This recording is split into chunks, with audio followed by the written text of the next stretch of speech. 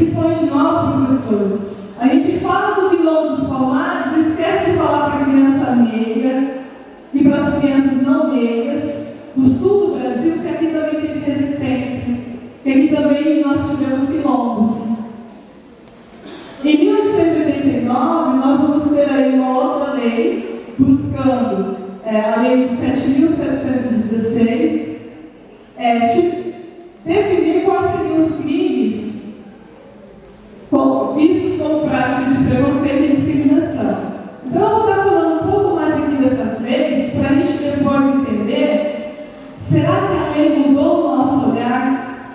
Será que as nossas leis mudaram o olhar da nossa mídia? Que forma as nossas crianças, nossos adolescentes, nós adultos, nossos idosos? Sério? Não. Em 1995, nós vamos ter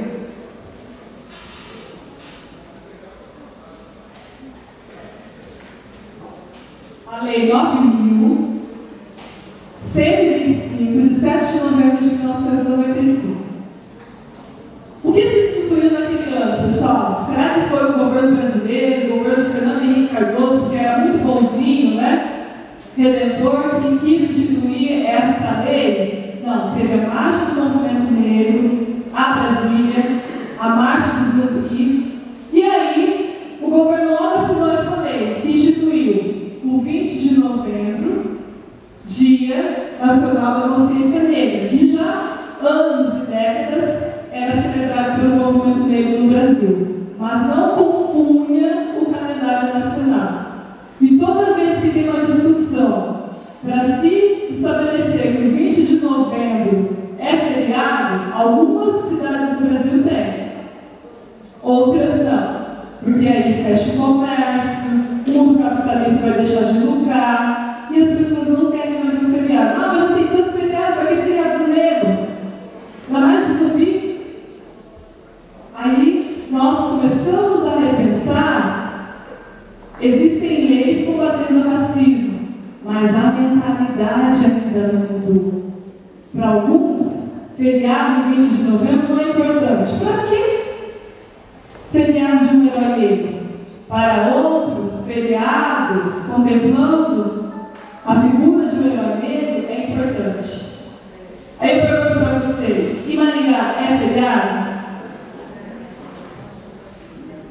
Ainda em 1995, a empresa de Correios e Telégrafos emitiu vários selos para homenagear Zumbi do Quilombo dos Palmares. Quem tiver algum conhecido que faz coleção de selos, vai lá, olha na coleção. Naquele ano foi autorizado a empresa de Correios e Telégrafos de emitir selos que tivessem a figura de zumbi, para celebrar o ano de zumbi. E por que em 1995 havia se passado 300 anos da execução de Zumbi, que ocorreu em 20 de novembro de 1695? Então, olhem só, uns selos a gente leva para a sala de aula. Que história que a gente pode contar? E ainda da visibilidade, a história também do Paraná, mostrando, olha, a Fundação Palmares, ela mapeou, ela atribui aí o reconhecimento e a titulação, a entrega do título para essas pessoas que são descendentes dos quilombolas. E aí nós chegamos à nossa escola. Vamos, se antes, a gente ia para casa, chorava quando alguém discriminava, hoje nós já temos professores que trabalham isso na nossa escola. É suficiente? Ainda não, porque a mentalidade das pessoas que compõem a sociedade brasileira não mudou ainda totalmente.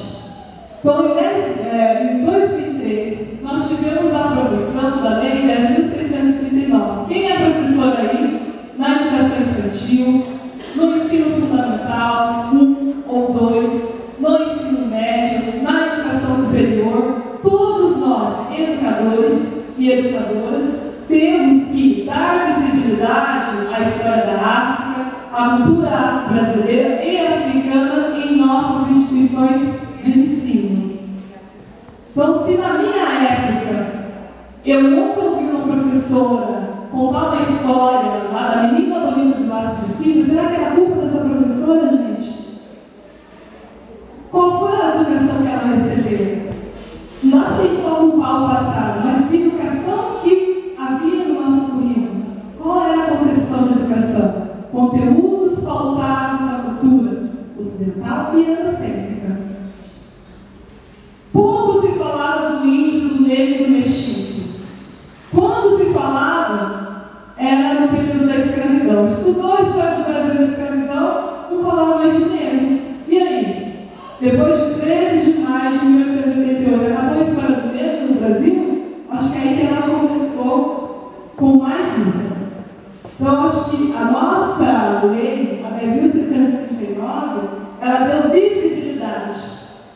Visibilidade a uma política mundial que aí, com o governo do período, buscou o quê? Dar visibilidade a uma reivindicação histórica do movimento negro. Porque o movimento negro, em 2003, já estava quase completando 100 anos, gente. Foram anos depois. Libertou-se, mas não veio a moradia. Tinha FGTS naquela época, nem se pensava em indenização para os negros e negras. Para onde eles foram? Alguns permaneceram onde viviam, a troco do trabalho doméstico, da cama para dormir e da comida para poder viver, e ficou ali. Muitos trabalhadores domésticos.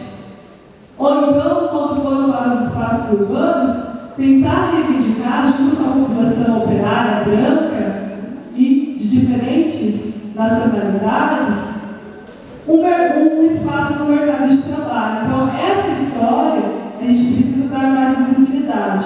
Então, se hoje a gente tem lá na escola livros de literatura, como Menina Bonita do Laço de Fita, nesses dias o meu menino trouxe também no colégio, Pretinho, meu boneco favorito. Quem não conhece essa literatura, vá lá na internet.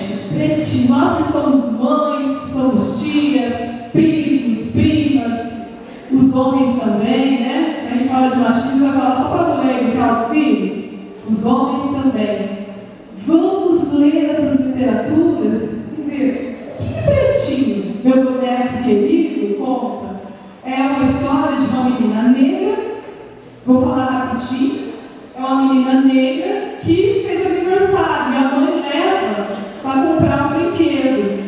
E ela se interessa pelo boneco Pretinho e leva para casa. Na nossa infância, quem tem mais anos aí, alguém já ganhou uma boneca negra? Eu na minha infância não. Não é porque nossos pais às vezes não queriam. Não tinha no mercado de trabalho, no mercado de consumo. Não é? Hoje a gente vai para as lojas, umas tem mais, uma tem duas, outra tem mais, uma 5, 6. Por quê? O mundo capitalista descobriu que diversidade dá dinheiro. Tá? Porque os movimentos negros em diferentes regiões do Brasil, desde o início do século XX, já reivindicavam que se respeitasse o povo negro, já reivindicava que mostrasse para as nossas crianças, para os nossos adolescentes, o valor do ser negro. Como que você vai gostar da sua imagem se você sempre vê bonecas não negras? Não é? A gente vê a boneca e a princesa, é um padrão de beleza. Hoje o nosso mercado de consumo se abriu, é aquilo que eu estava falando no início da fala. Não tem mais só a Masterol. Quem vai às lojas de cosméticos tem uma infinidade, cabelo afro, cada um de um jeito. Não é? Maquiagem, depois eu vou mostrar eu separei algumas propagandas para a gente analisar como que a diversidade está adentrando o mundo da mídia, ou está sendo silenciada.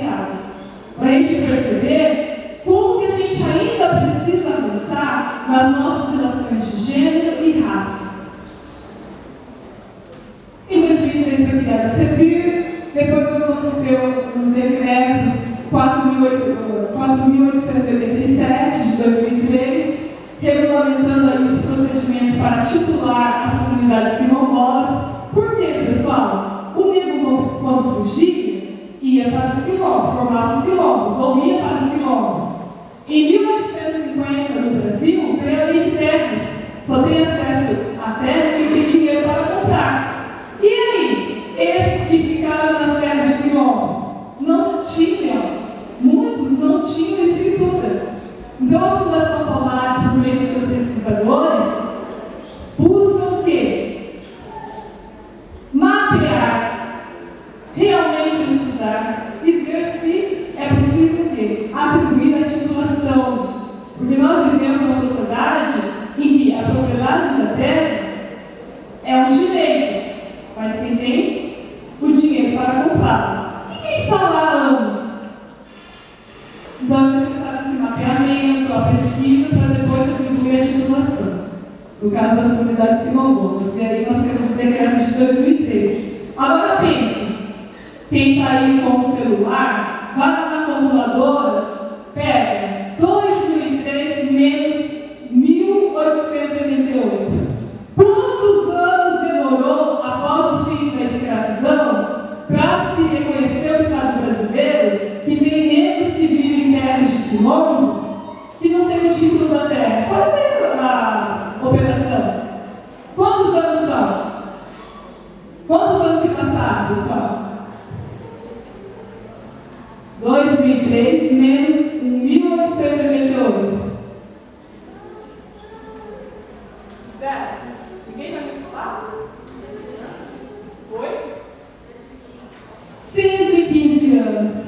Libertou os negros, as negras, mas só agora, recentemente, depois de 115 anos de luta, nós vamos ter uma lei para tentar atribuir a titulação aos descendentes de quilombos. Lembrando que essas comunidades existiam há mais anos, mais de 115 anos. Para a gente perceber como que o Estado brasileiro ele demorou para ter políticas para o povo negro no nosso país após o fim da escravidão. E isso não significa que está tudo resolvido. Porque tem comunidades quilombolas que são ladeadas por grandes agronegócios, representantes de agronegócios. E aí tem aquelas terras para produzir. E aí entra um embate também social pela terra. Então, somente a lei não resolve. É preciso também que nossa ação humana tente resolver esses problemas. O parecer de 2004, o Conselho Nacional de Educação vai estabelecer a necessidade de estabelecer diretrizes para se prestar a educação das relações étnico-raciais, da história cultural brasileira e africana na escola. Então, a gente está vendo que o nosso Estado ele começou a ter leis, mas só isso ainda não está resolvido. Em 2004, quem já foi a São Paulo, capital, e visitou o Museu Afro-Brasil? Quem já foi ao Museu de Língua Portuguesa? Aparecendo. E Museu do Ipiranga? Tem lá uma professora, que aqui também destacou. Então, muitos alunos ainda precisam ter acesso a esses espaços culturais, até nós. Lá na faculdade, na Mandaguari, a gente sempre faz excursão e nós levamos para o Museu Afro-Brasil em São Paulo, em 2010 e no ano passado. E aí os alunos ficam maravilhados. Por quê? Quando que na história do Brasil se teve um museu, ou museus, para celebrar a história do negro, para celebrar a história da negra, descendente do povo africano? A gente encontra por todo o Brasil, não que não seja merecedor, todos os povos são, vários museus de imigrantes, mas ainda no Museu Afro-Brasileiro, que faz aí alusão à história do Quilombo, ou era no Nordeste e agora um pouco no Sudeste, com o Museu Afro-Brasil no Portão 8, lá no ginásio Ibirapuera. em São Paulo, capital. Em 2007, a gente vai ter a Lei 11.635. Vou falar rapidamente para a gente chegar nas mídias.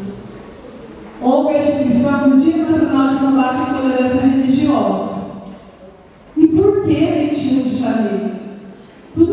Toda data tem uma questão histórica, pessoal.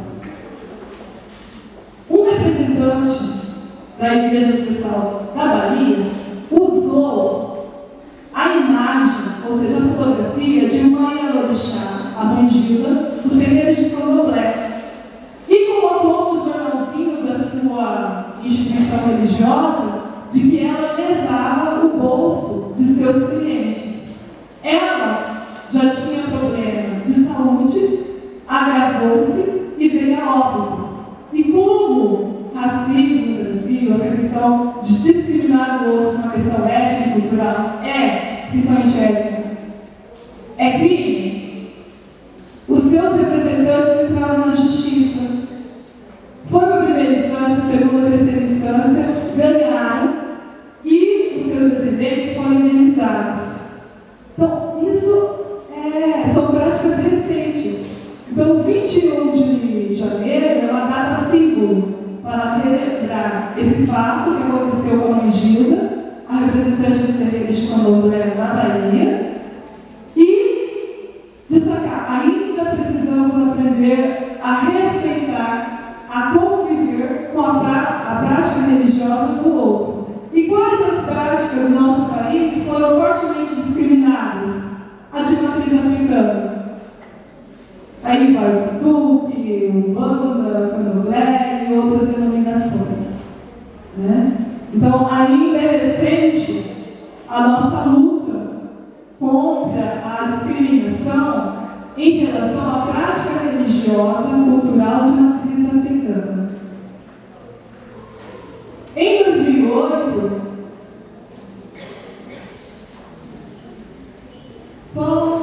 nós vamos ter uma alteração. A Lei 11.645 de 2008, olha só.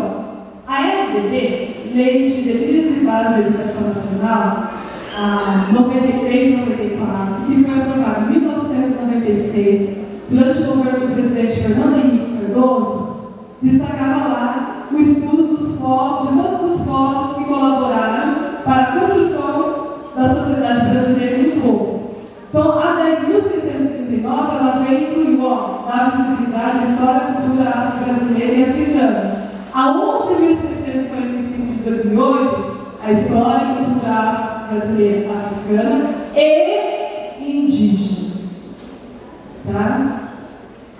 Em 2010, nós vamos ter aprovado o Estatuto da Igualdade Racial, e aqui no Paraná, quem trabalha no Estado, a formação das equipes multidisciplinares, que os professores têm que ter lá o tempo de estudar, propor atividades pedagógicas para trabalhar com a sua comunidade escolar, para dar mais visibilidade ainda à questão do negro, à questão do indígena na sociedade brasileira. Então, é recente, pessoal. Essa resolução número 3.399 é do governo, não vou ficar dando nome de governo, mas é recente, tá? Nas escolas estaduais. Isso eu gosto de falar porque na nossa cidade tem a festa da canção? Né? Na festa da canção a gente encontra várias barracas, não tem? Quem conversar com a mãe Lourdes aqui de Maringá, ela vai contar lá que antigamente, quando ela passava pela rua, não sei ainda hoje, mas eu já ouvi ela dizer isso. As pessoas, por ela estar trajada, né, de branco, como uma baiana, e aí ter uma prática cultural religiosa do Candomblé, desviavam dela. Se estava de um lado da calçada, ia para outro, ou então fazia uma saudação para insultá-la. Hoje, o Instituto do Patrimônio Histórico Artístico Nacional, o IFAM, uma outra instituição representando o Estado brasileiro, reconheceu o quê? O acarajé, o ofício da Bahia